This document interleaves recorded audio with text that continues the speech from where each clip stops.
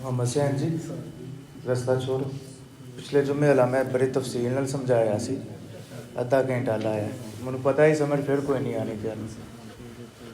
تھوڑا سا بیٹا کیمرہ بھی ذرا نا سائڈ پہ کر تاکہ میں باہر والے نے لکھاں چکھاں پا کے گل کر سکوں. سائڈ بالکل تھوڑا سائڈ پہ کر دو کیمرہ, باہر نہ نظر ہی نہیں آتا کسی نے. میں بھی باہر بیٹھا ہوا دیکھنا سا پیا کہ اویس صاحب دے چہرے دی بھی نال زیارت ہوئے. وہ جی سماعتاں دی نظر تے آواز ہو رہی سی اور دل چ ہلچل بھی پیدا ہو رہی سی, لیکن چہرے دی زیارت تو محروم رہ گئی. ادھر تھوڑا سائڈ تے ہوئے گا نا تو پھر سب نو مینوں بھی نظر آئے گا تے باہر والے نو بھی سب نو نظر آئے گا. تمام احباب ایک مرتبہ بآواز بلند درود و سلام پڑھو. الصلاۃ والسلام علیک یا سیدی یا رسول اللہ وعلی آلک و اصحابک یا سیدی یا حبیب اللہ. الصلاۃ والسلام علیک یا شفیع المسلمین وعلی آلک و اصحابک یا رحمۃ للعالمین. طالبین حق اور راہ عشق کے سچے ہمراہیوں, راہ حسن و بقا اور طالبین منزل یار اور سالکین مسلک وفا, تمامی حاضرین مجلس عشق و الفت, ہم سب کے لیے بہت ہی بہجت افزا ساتھتے ہیں کہ جب جب ہم اپنے یار کی یاد محبوب کا ذکر کرتے یا سنتے ہیں تو ہر لمحہ ہمارے دل و روح کو سکون, ہمارے خون میں عشق کی حرارت اور وجود میں وجدانی کیفیت پیدا کرتا ہے, اور اپنے شیخ کامل کی روحانی توجہ اور یاد محبوب کے حسین جملے جو ہمیں اپنی آغوش میں اٹھائے ہوئے محبوب کے قدموں کی طرف لے کے جاتے ہیں. اس سے قبل کہ میں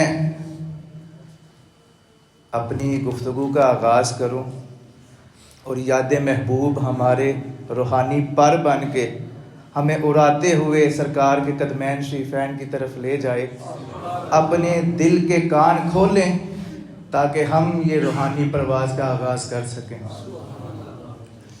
اویس صاحب نے ماشاءاللہ بڑا خوبصورت اور خوبصورت بیان فرمایا, روحوں میں پیوست ہونے والا بیان تھا. تو انہی کے جملوں کا سہارا لیتے ہوئے انہی کے موضوع کو میں تھوڑا مزید آگے بڑھاتا ہوں. دوستان من, اللہ کریم قرآن کریم فرقان حمید میں فرماتے ہیں وَتَضْحَكُونَ وَلَا تَبْكُونَ. اب اس آیت کا شان نزول کیا ہے پہلے یہ سمجھ لیجئے تاکہ آپ کو میری بات سمجھ آ جائے. اللہ پاک فرماتا ہے کہ تم ہنستے ہو, روتے کیوں نہیں؟ اس کا اچھا یہ شان نزول کیا تھا, اس کا میں مختصر مفہوم آپ کو بیان کروں. جب کفار قرآن شریف کی آیات سنتے تھے نا تو انہوں نے مذاق اڑانا, ہنسنا شروع کر دینا. اللہ نے یہ آیت جو ہے یہ ان کے لیے نازل فرمائی کہ تم ہنستے ہو روتے کیوں نہیں. تو اب ذرا دیکھیے اپنی طرف اللہ نے ہمیں کتنی صلاحیتوں سے مالا مال کیا ہوا ہے. اللہ کریم نے ہمیں بولنے کے لیے قوت گواہی دی, سننے کے لیے قوت سماعت دی ہے, کھانے پینے کے لیے تلقین کی, چلنے کے لیے نعمتیں عطا فرمائی, ہاتھ عطا فرمائے. ہر صلاحیتوں سے اللہ نے ہمیں پیدا فرمایا, لیکن ان میں سے دو صلاحیتیں ایسی ہیں کہ جو ہر شخص کے پاس, جس طرح ہنسنا ایک صلاحیت ہے, ہر شخص ہنستا بھی ہے, اور رونا بھی ایک صلاحیت ہے. اللہ نے ہر شخص کو یہ صلاحیت سے بھی نوازا ہے. آپ دیکھیے کہ جب کوئی شخص بڑا غمگین ہو نا تو وہ روئے نا تو لوگ کہتے ہیں کہ یار اسے ڈاکٹر کے پاس لے کے جاؤ, یہ رو کیوں نہیں رہا؟ کیونکہ دل کے اندر ابھار ہوتا ہے. اگر وہ باہر نہیں نکلے گا, اگر وہ آنسوؤں کے ذریعے جاری نہیں ہوگا تو اس کی طبیعت اور اس کے برین کا مسئلہ ہوگا. تو یہ اللہ نے صلاحیت دی ہوئی ہے ہنسنے کی اور رونے کی. اب ہنسنے کی وجوہات کیا ہیں؟ کوئی بندہ انسان کوئی لطیفہ سنے تو وہ ہنسنا شروع کر دیتا ہے. کوئی کاروبار میں بڑی اسے ترقی مل جائے تو بڑا خوش ہوتا ہے، ہنسنا شروع کر دیتا ہے. یعنی کہ مختلف وجوہات ہے ہنسنے کی. اسی طرح رونے کی بھی وجوہات ہیں. انسان روتا کب ہے؟ جب کوئی دکھ تکلیف ہو انسان روتا ہے. چوٹ لگ جائے تو انسان روتا ہے. اب کچھ چوٹیں ایسی ہوتی ہیں جو ظاہری وجود پہ آتی ہیں، اور کچھ چوٹیں ایسی ہوتی ہیں جو اندرونی وجود پہ آتی ہیں. یار سے جدائی ہو گئی، انسان نے رونا شروع کر دیا. تو یہ وجوہات ہیں رونے کی. ہنسنے کی بھی وجہ ہے اور رونے کی بھی مختلف وجوہات ہوتی ہیں. اب یہاں آپ دیکھیے،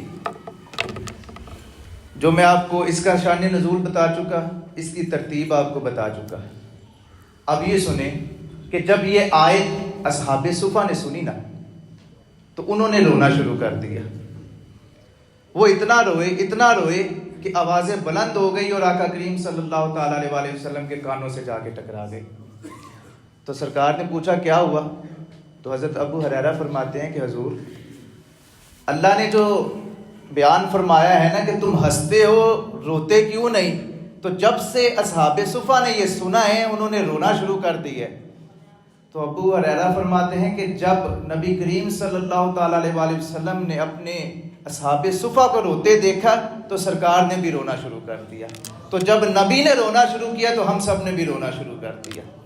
اب جو میں آپ کو بات سمجھانا چاہتا ہوں اس کی طرف توجہ کریں. صفا کے چبوترے پہ بیٹھ کے اللہ کے حبیب کا عشق کا دیا اپنے سینے میں روشن کر کے اور اللہ سے قربت حاصل کر کے پوری دنیا میں صوفیاء نے فیض پھیلایا، جنہیں نہ کوئی، اللہ پاک نے قرآن پاک میں فرمایا الا ان اولیاء اللہ لا خوف علیہم ولا هم یحزنون، نہ کوئی خوف ہے نہ کوئی ڈر ہے. اتنا فیض تقسیم کیا پوری دنیا میں. اس کے باوجود شان نزول دیکھیں کہ کفار کے لیے آیت نازل ہوئی تھی، کافروں کے لیے فرمایا گیا تھا کہ تم ہنستے ہو روتے کیوں نہیں. تو صوفیاء نے فرمایا کہ اس میں سے ایک شاخ، ایک اشارہ اللہ نے ہمیں بھی فرمایا ہے کہ اے غافل انسان تو اتنا ہنستا کیوں ہے، میرے ذکر میں میری یاد میں روتا کیوں نہیں. تو صوفیاء نے فرمایا کہ اے غافل انسان، کبھی یہ ہنسی کے دیکھیں، دنیا دار جو ہوگا نا وہ ہمیشہ ہنسنے کو پریفر کرے گا، لیکن جو صوفی ہوگا جس کا قرب اللہ کے ساتھ ہوگا وہ ہمیشہ اللہ اور اللہ کے حبیب میں رونے کو پریفر کرے گا. تو صوفیاء نے فرمایا کہ اے غافل انسان، اللہ کے عشق میں رونا شروع کر تاکہ اللہ کی ذات تجھے اپنا قرب عطا فرمائے، اپنی قربت عطا فرما دے، اپنا دوست بنا لے، اپنا ولی بنا لے. اب یہاں میرے قبلہ عالم کی روح وجد میں آتی ہے. آپ کیا بیان فرماتے ہیں؟ آپ نے وہ انمول موتی قلم سے اتار کے اور آگ میں اتاری، اور آپ نے بہت سے شیریں لسان دیکھے ہوں گے. حسین صاحب بھی پڑھتے ہیں، دلوں میں ہلچل پیدا ہو جاتی ہے. حضرت صاحب کیا فرماتے ہیں؟ کیا اچھیاں نے او اکھیاں جو رو رو وگ دیاں رج کے گناہ رڑ دے نظر آون کدے اے ہر بھی آندا ہے. تو یہ آنکھوں سے ہمیشہ آنسوؤں کی جری جاری رکھو. صوفیاء نے جنہیں نہ کوئی خوف ہے نہ کوئی ڈر ہے، اس کے باوجود انہوں نے اس سے اپنے لیے کیا سبق لیا کہ ہم نے ہنسنا کم ہے، رونا اللہ کی یاد میں زیادہ ہے. تو ہمیشہ انسان، اور یہ رونا ایسے ہی، یہ کوئی عام کھیل ہے، یہ ایسے تھوڑی عادت ہے. اب یہاں کسی شخص کو کوئی کہے کہ کوئی رو کے دکھائے، ہنسنا تو ایک سیکنڈ میں ہنس پر ہو گئے. رونے والا کمال جو ہے نا، یہ اللہ نے اپنے قریب بندوں کو عطا فرمایا ہو، جو منظور نظر ہو گئیاں منظور ہو، جو چڑھیاں نظری جان، جو اللہ کے بڑے قریب ہو جاتے ہیں نا اللہ نے. اب دیکھیں انبیاء نے کتنا آپ روتے رہے.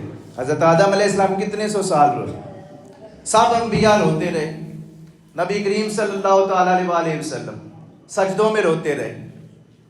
کتنا روئے سرکار دو عالم صلی اللہ تعالی علیہ وسلم، جو کہ آنے کائنات تھے، شان کائنات تھے، بہار کائنات تھے، روح کائنات تھے، باعث تکوین کائنات، رونق کائنات، سرکار دو عالم امام الانبیاء. آپ اتنا روئے، خود آپ روتے رہے اور امت کے مسکرانے کا سامان کر گئے. امت کو ہنسنے کے لیے فرمایا مجھ پہ ایک مرتبہ درود پڑھو تو اللہ تجھ پہ 10 رحمتیں نازل فرما دے گا. تو یہ ہمارے لیے ہمارے مسکرانے کا ہی سما ہے نا. تو اسی طرح جس طرح کوئی کامل شیخ ہے نا، یہ باتیں میری بڑی گہری ہیں، انہیں ذرا توجہ سے سنیں، کہ جو کامل شیخ ہوتا ہے وہ جب رات کی تاریکی میں بیٹھتا ہے، رات کی تنہائی میں بیٹھتا ہے تو تنہائی میں بیٹھ کے، خلوت میں بیٹھ کے، جب وہاں جلوت ہوتی ہے اللہ اور اللہ کے حبیب کی، تو وہاں پہ بیٹھ کے پھر وہ اپنے آنکھوں سے آنسوؤں کا خراج پیش کرتے ہیں۔ اسی طرح تیرے میرے شیخ نے بھی خلوت میں بیٹھ کے اپنے آنکھوں سے آنسوؤں کا خراج پیش کیا۔ آپ خود روتے رہے اور ہمیں یاد محبوب کی صورت میں ہنسنے کا سامان دے کے گئے۔ اب یاد رکھیے ایک اور بات، رونا ایسے نہیں آتا جس طرح میں بتا رہا تھا آپ کو۔ رونے کے لیے کیا، اندر عشق کی آگ کا ہونا ضروری ہے۔ تمہارے اندر عشق کی آگ لگی ہو، پھر اس پہ وصل کی ہانڈی چڑھاؤ اور اس میں یار کے جلوے ہوں، تو پھر جب وہ بات اترے گی، عشق کی آگ جب اس ہانڈی کو، اس وصل کی ہانڈی کو تپش دے گی، تو پھر جو آنکھوں سے موتی بن کے آنسو گریں گے نا، وہ اصل رونا ہے۔ تو یہ رونا بھی حضرت عاشقوں کے سلطان مولانا جلال الدین رومی کیا فرماتے ہیں؟ فرماتے ہیں کہ جسے اللہ نے اپنے قریب کرنا ہو، اپنا قرب عطا کرنا ہو، اللہ اسے رونے کی دولت سے مالا مال فرماتا ہے۔ اللہ اس کی مدد فرماتا ہے کہ اللہ اسے نعمت عطا فرما دیتا ہے کہ وہ تنہائی میں بیٹھ کے اللہ اور اللہ کے حبیب کے عشق میں روتا رہتا ہے۔ کبھی آج آپ کر کے دیکھیے گا، توجہ کیجیے گا نا، اور یہ مشاہدہ کر کے دیکھیں کہ تنہائی میں بیٹھ کے اپنے رب کے سامنے روئیں، دیکھیں کیسے اللہ کی ذات آپ کی ساری زندگی میں آپ کو مسکراہٹیں دیتی ہے۔ تنہائی میں بیٹھ کے اس رب کے سامنے رو لینا اچھا ہے، بجائے یہ کہ دنیا میں کبھی کسی کو بتانا مجھے یہ تکلیف ہے، کبھی کسی کو بتانا مجھے یہ تکلیف ہے۔ اس کے ضمن میں ایک اور آیت مجھے یاد آ گئی، ان مع العسر یسرا، کہ مشکل کے بعد ہی تو آسانی ہے سر۔ تو تنہائی میں بیٹھ کے آپ اپنے رب کو، تو مولانا کیا فرماتے ہیں کہ جسے اللہ نے اپنے قریب کرنا ہو، ولایت عطا فرمانی ہو، اللہ اسے رونے کی نعمت سے مالا مال فرما دیتا ہے۔ اب میرے قبلہ عالم یہاں کیا فرماتے ہیں؟ آپ فرماتے ہیں کہ اے اکھیاں دا پانی میرا، اے اکھیاں دا، دیکھیں درد کی انتہا۔ اب میں آپ کو ایک جمعے بتا چکا ہوں کہ حضرت بہت سے شاعروں نے شاعرانہ کلام لکھا ہے، اپنے زور قلم، زور زبان، زور علم، لیکن حضرت صاحب نے جو کلام لکھا ہے نا، آپ نے مشاہدات کی روشنی میں وہ سارا کلام لکھا۔ تو یہ میں آپ کو پہلے بیان کر چکا ہوں۔ اب دیکھیے اس میں آپ کیا فرماتے ہیں کہ اے اکھیاں دا پانی میرا ہووے وانگ دریاواں، میں رواں تے دل بر ویکھے، میں رواں تے دل بر ویکھے تے قرب حضوری پاواں، کہ جس نے قرب الہی لینا ہے نا، وہ تنہائی میں بیٹھ کے تو اللہ اور اللہ کے حبیب کے یاد میں روتا۔ آپ نے حضرت یحییٰ علیہ کا نام سنا ہوگا، سب جانتے ہوں گے، حضرت زکریا کے بیٹے ہیں۔ تو حضرت زکریا نے دعا کی تھی نا، رب ھب لی، کہ اللہ مجھے ایسا بیٹا عطا فرما، ضبط کروائیں، مجھے ایسا بیٹا عطا فرما کہ جو میرا وارث ہو۔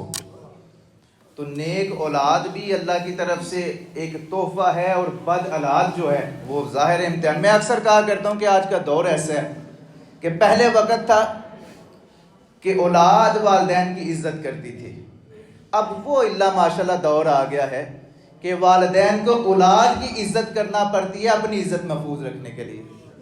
تو یہ ہمارے لیے یہ بڑے شرم کی بات ہے کہ ہمارے خوف کی وجہ سے ہمارا باپ ہم سے بات ہی نہ کر سکے۔ تو آپ نے کیا فرمایا؟ آپ نے دعا کی کہ یا اللہ مجھے وہ بیٹا عطا فرما جو میرا وارث بنے۔ آپ وارث دیکھ رہے ہیں، چہرے چمک رہے ہیں کہ نہیں؟ ایسی اولاد کہ جنہوں نے دنوں رات ضبط کروائے۔ میری بات سنیے، ایسے ورثہ یہ گلشن یعقوبی کے چمکتے ہوئے پھول جو دن رات مخلوق خدا کی خدمت کے لیے جنہوں نے اپنا وقف کیا ہوا ہے، رات کو اللہ اور اللہ کے حبیب کے دین کی خدمت کرتے ہیں، اور دن میں دکھی دنیا جو آتی ہے ان کے دکھوں کا مداوع کرتے ہیں۔ تو اللہ ایسی اولاد صاحب نصیب لوگ ہوتے ہیں جنہیں اللہ ایسی اولاد عطا فرماتا ہے۔ تو وہاں کیا حضرت زکریا نے دعا فرمائی، آپ نے دعا فرمائی، تو اللہ کی ذات نے ایسا بیٹا عطا فرمایا جو ان کا وارث بنا، ایسا بیٹا عطا فرمایا جو سریت والا ہوا، جو پاک ہوا۔ نبی ہمیشہ پاک اور معصوم ہوتے ہیں۔ ایسا بیٹا اتنے پاک ہونے کے باوجود اللہ نے ان کی دعا کیسے قبول فرمائی کہ فرماتے ہیں کہ حضرت زکریا علیہ حضرت یحییٰ علیہ السلام جب بھی نماز کے لیے کھڑے ہوتے تھے اتنا روتے تھے کہ آنکھوں میں آنسو جاری ہو کے تو گالوں کے اوپر نشان بن گئے ہوئے تھے، اتنا اللہ کے عشق میں اور اللہ کے خوف سے روتے تھے۔ وہ نبی تھے، ہم تو انسان ہیں، ہم تو گناہ، وہ تو معصوم تھے۔ تو آج اپنے گرے بانوں میں جان کے دیکھو کیا گناہ تم نہیں کرتے۔ ابھی سارا دن بھی نہیں گزرا، 3 بجے ہیں، تو ساری اپنی زندگی پہ ذرا 6 بجے سے شروع ہو نا، تو دیکھو ان 9 گھنٹوں میں تم نے کیا کیا بدکاریاں نہیں کی، کیا کیا کچھ تم نے نہیں کیا۔ کئی لوگوں سے جھوٹ بولا ہوگا، کئی لوگوں سے فراڈ دغا بازی کی ہوگی، اتنے نکارا، نالائق، گناہگار، بدکار، خطاکار، سیاہکار ہو کے بھی تم نہیں روتے۔ فرماتے ہیں کہ جی مجھے رونا نہیں آتا جی، تو کم رو لیا کرو، کم رونا نہیں آتا تو چلو ایک ہی آنسو بہا لیا کرو، اگر ایک آنسو بھی نہیں بہا سکتے تو رونے والا منہ ہی بنا لو۔ تو فرمایا اگر رونے والا منہ بھی نہیں نہ بنا سکتے تو پھر اپنی قسمت پہ رویا کرو کہ تجھے اللہ نے اپنے عشق میں، اپنے خوف میں رونے کی توفیق ہی عطا نہیں فرمائی۔ تو وہ نبی ہو کے اتنا روتے تھے، آپ فرماتے کہ اتنا وہ روتے تھے کہ انہیں دیکھ کے تو درخت بھی رونا شروع کر دیتے تھے، ان کی سسکیاں سن کے پتھر رونا شروع کر دیتے تھے، اتنا روتے تھے کہ بیٹے کو دیکھ کے باپ رونا شروع کر دیتا تھا۔ تو اس طرح اپنی کیفیت میں دعا کیا کریں۔ ہم لوگ کیا مانگتے ہیں؟ دولت مل جائے، پیروں کے پاس آئے ہیں، جناب سرکار دعا کرو کاروبار نہیں چلتا پیا۔ کبھی کسی نے رونے کی دولت بھی مانگی ہے؟ کیا میں نے آپ کو بیان فرمایا کہ آپ نے اگر قرب چاہیے، آپ کو ولایت چاہیے تو پہلے رونا۔ یہ جب تک ان آنسوؤں سے آنسوؤں کا خراج نہیں ہوگا نا، تجھے قرب نہیں مل۔ دیکھو ایک اور بات یاد رکھو، یہ ہمارا ظاہری وجود ہے نا، اسے دھونے کے لیے، اسے پاک کرنے کے لیے تجھے کنویں سے پانی باہر نکالنا پڑتا ہے، لیکن جو اندر کی دنیا ہے نا، اسے پاک کرنے کے لیے اندر سے پانی باہر نکالنا پڑتا ہے۔